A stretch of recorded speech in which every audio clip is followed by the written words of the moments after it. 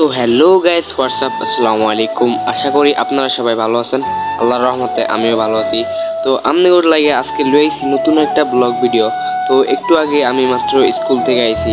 School থেকে আইসে এই জামা কাপড় পাল্টে বের হইছি। তো আজকে এত রোদ পড়ছে বলার বাইরে, আমি তো গরমে শেষ। তো এর লাগে শার্টের বুতাম দিয়ে খুলে লাইছি। তো দেখি আজকে কোনো কিছু খাওয়া টাওয়া যায় কিনা। তো প্রথমে যে উঠে যাই বট গাছে। ও সরি, এটা তো বট গাছ না, এটা তো হলো পেয়ারা গাছ। আর পেয়ারা গাছ ওইটা দেখি সুন্দর সুন্দর পেয়ারাগুলো আমার দিকে চেয়ার হয়েছে।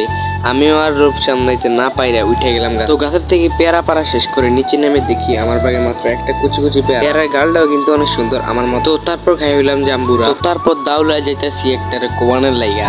তো যাইতে যাইতে দেখি আমার মাথার উপর লতা পাতা দেওয়া সাজানো, কি সুন্দর। পরে যে শুনি হেরা নাকি কোবা কবি না দাও নিতেছে ডাব পারনের লাগে। তো যাই হোক, ডাবটা পাইয়া সবার আগে আমি খানা শুরু করছি।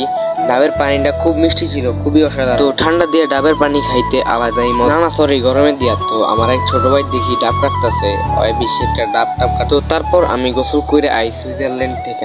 আসলেই না, এতক্ষণে গরমের কারণে আমার এত গাম দিছে যে মনে হয় আমি গোসল করে আইছি।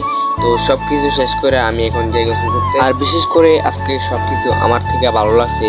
তো কারেন্টও আজকে আমার লগে লুকোচুরি খেলে যায়। আর তো আজকের জন্য আমার ব্লগ এতটুকুই। আসসালামু আলাইকুম। আমার জন্য সবাই দোয়া করবেন যাতে আমি আরো ভালো ব্লগ বানাতে পারি।